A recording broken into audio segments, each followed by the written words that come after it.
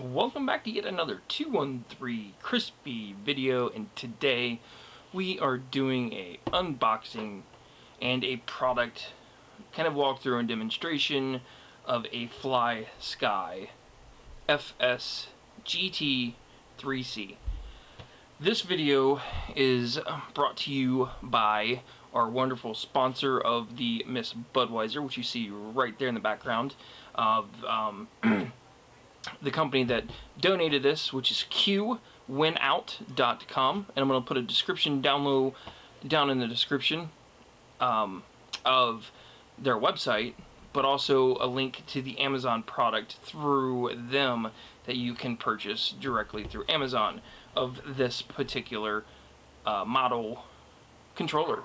I reached out to them and they were willing to donate me a brand new digital controller and receiver and some other goodies that's inside the box, which we're going to go through next, but give them a special thank you for that. And so make sure you go check out their website. On their website they are a drone and quad chopper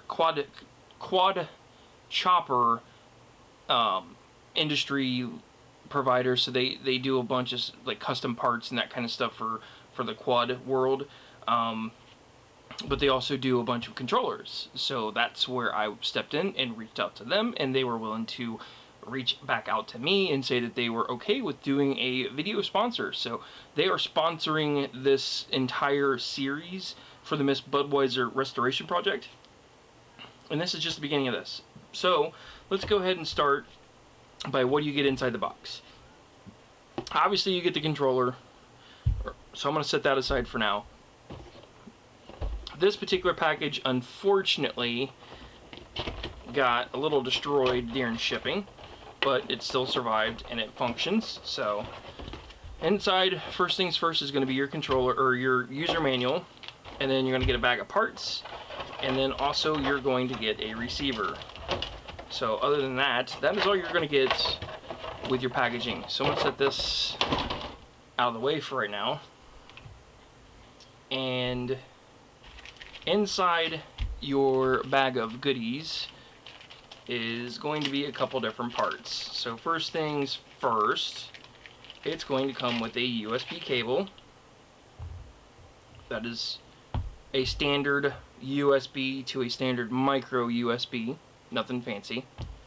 And then it's going to come with a large rubber textured finish back grip to the back. So this back grip is replaceable and adjustable to your hand size, which is extremely nice. And then it also comes with a receiver, and this particular receiver you'll mount into whatever rig that you want. So this is going to end up going into the Miss Budweiser. So that's where all of these come from. So let's go ahead and just try to replace our grip. So they come with a marking on the bottom. You may or may not be able to see this, but this is labeled S, and this one is labeled L, which stands for large and small. So I got big hands, so I want to replace this back grip with the large one. So just grab it, pull it off. It's that easy. And then with the new one, start with the top. It's got a little tab, and make sure it goes in the appropriate hole towards the top. Slide that up, and then just push it down. And then do that towards the front and the rear.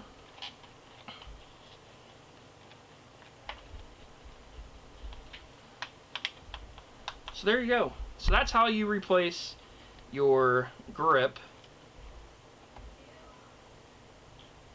on this particular unit. Pretty simple, pretty easy. What'd that take? 30 seconds. So first things first, initial comparison of the original analog radio to the new digital. We're going to put them side by side. So yes, this has a external antenna, so we're going to compare physical size between the old analog Python to the new digital. Night and day difference. The quality of the actual unit, they feel about the same. This unit, I'm wanting to say, is around $35 new, $35 to $40, somewhere roughly around that price range. I'm just guessing off the top of my head really quick.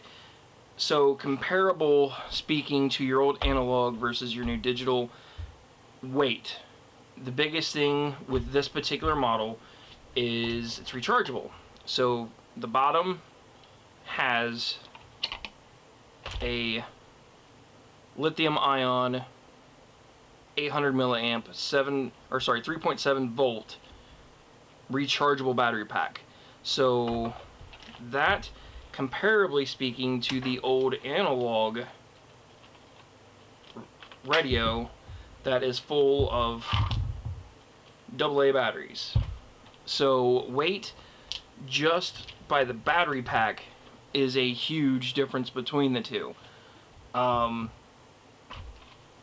you compare them empty, without batteries, they're about comparable in weight.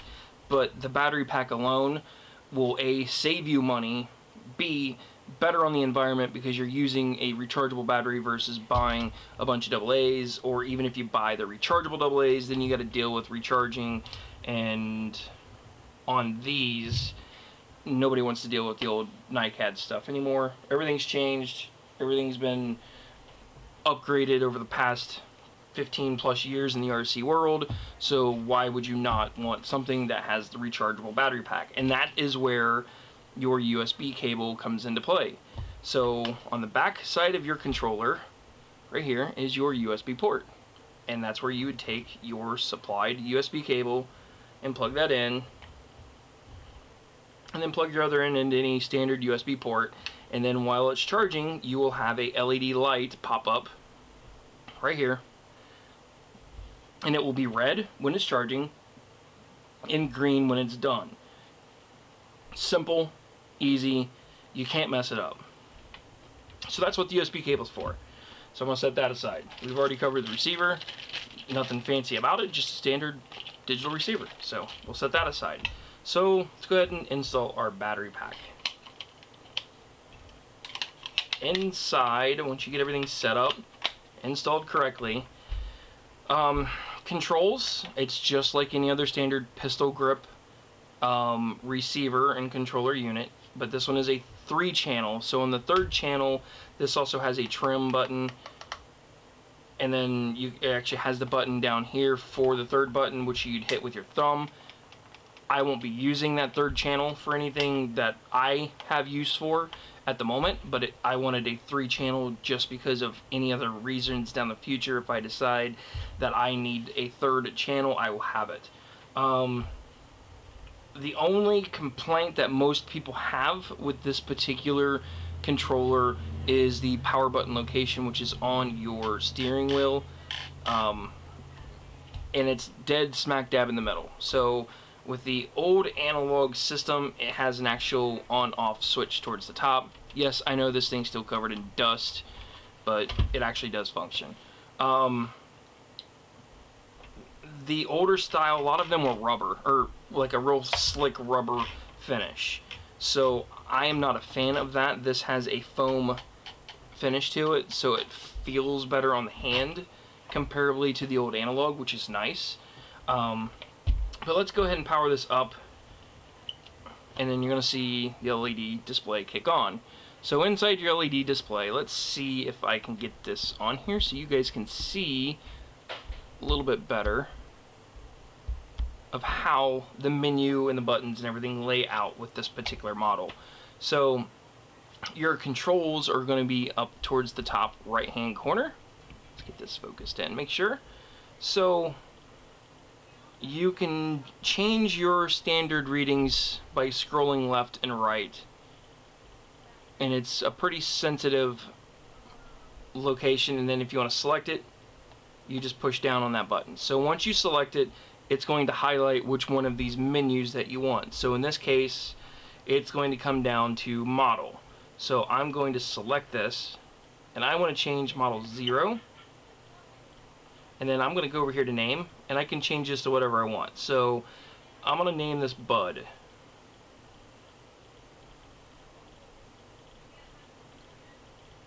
So I'm looking for B.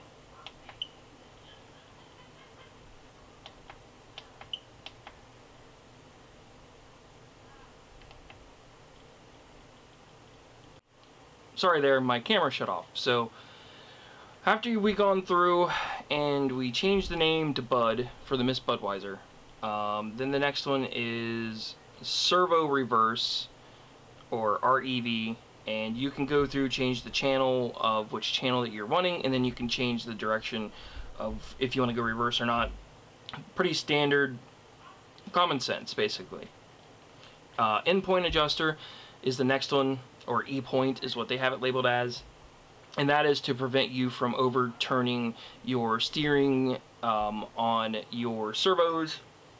So like if your range of motion on your steering is, let's just say 80% on a buggy, and your servo just trying to continue to turn after you've reached the max limit of like your front wheels on your buggy, you can actually lower this by just changing your settings on that.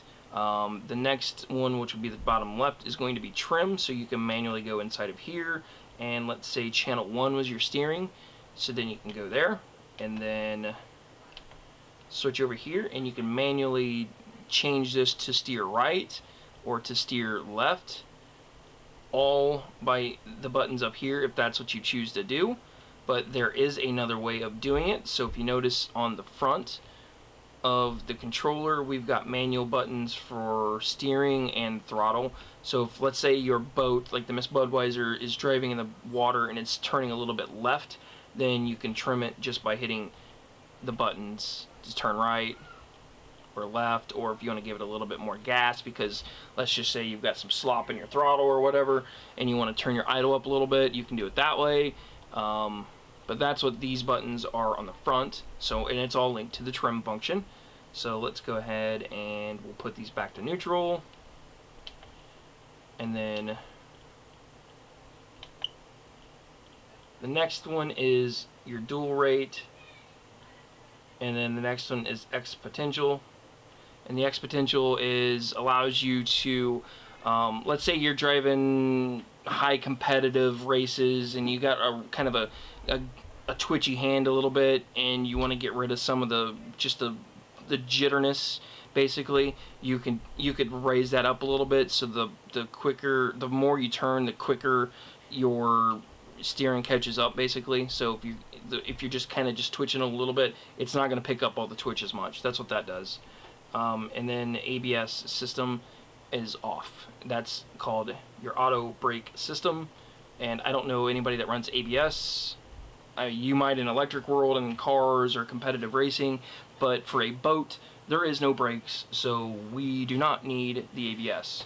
The last thing to go over is you've got the dual rate switch on the top, and then I've got the channel 3 trim down here, which is the next button underneath it, and then that is your channel 3 button down here. So that's pretty much it in a nutshell. And then we're going to go over the receiver here real quick to give you guys an idea of how this works and how it's laid out. Come on. I'm trying to get it so you guys can read it. I don't think it's going to focus. You have to take my word on it. So the VCC is the top one. Then it's channel 3, 2, and 1. So channel 3 is your bind, and to bind it, it's going to come with your binding jumper, and you would hook that up inside there as well to bind your receiver. So you would need to keep a hold of this binding cable so that way you do not lose it, and it would just pop in like so. And then channel 2 and 1 would be throttle and steering, and then the VCC obviously is your voltage. So your battery pack will go on the top.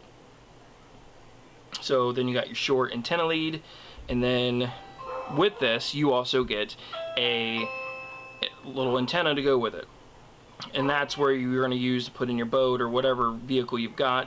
So that's your receiver. So very simple, very easy. I highly suggest upgrading to any digital controller over any analog controller. Hands down, if you're still running one of the older systems like the Python I've got here, which is a JR radio, it's actually a really good radio in its day, but you've got a lot of benefits to get away from it. So I'll go over those again. Your digital, first of all, it's digital. You don't have to worry about interference from your other boaters or anything else like that because it's 100% digital. You're going to get also a lot longer range with your receiver and your antenna because the digital frequencies pass a lot better in the air than the old analog. The old analogs, you would only get probably 100, 150 feet away, and especially on a nitro boat, you run out of range real quick, and the last thing you want to do is have your boat run away because it lost receiver. The receiver lost communication with your controller or your RX and TX, however you want to pronounce all that stuff. But if your receiver loses communication to your transmitter, and next thing you know, it just takes off on you because the engine's going to continue to run. That's the downside to nitro, is there's no kill switch, there's no off. It just does what the engine's going to do. So if it's stuck wide open, it's just going to take off on you until it hits whatever it wants to do or run into whatever it wants to run into. So the nice thing with digital, you can get a lot farther, probably 3-4 times the distance that you would be able to on an old analog radio. You're not fighting with the old analog switches to try to get things dialed in. It's a lot easier. You're not dealing with batteries, and it's much safer to operate. That's why the old analog system has been obsolete for so long, and why everybody has switched to digital controllers. So you do get a user manual inside there as well, and you see me have that laid out underneath it. The user manual does go over the binding features, which is nice, but other than that, everything else is pretty much self-explanatory. It does come with a schematic on what buttons do what. If you want to know what those are, they tell you where they are and what they are labeled. And then it also comes with the warnings. Over here says do not operate near any site where other radio activity may occur, near people or roads, or any pond or lake with passenger boats is present. That's that air there. And then the last one is near power lines or communication broadcasting antennas. So again, common sense stuff. I'm going to wrap this video up. Again, thank you guys at qwentout.com and their Amazon web store for donating this controller for me to be able to do for our Miss Budweiser. And yeah, so we're going to get this installed on a video in the future. But I think the next video that I am going to be doing is going to be repairing the nitro engine on our boat. So that will be the next video of our multi-video series. And again, this video is sponsored by qwentout.com. And again, thank you guys again for donating this radio. If it wasn't for them, I would not have started this video yet because I do not trust the old analog radio. So that's why I was waiting till I got a digital controller. With that, we're going to wrap this video up. Thank you guys for watching. Have a wonderful day. And thank you guys for watching and spending the time with me. And thank you for the comments down below on any of the digital receivers, especially if you guys had any experience with the FS-GT3C. Let me know how you think. I think the reviews on, like I said, on Google are really good, so that's a good thing. And then also thank you guys for all your subscriptions that you've been giving me. So I appreciate all the input, and thank you all for watching and your time, and have a wonderful day.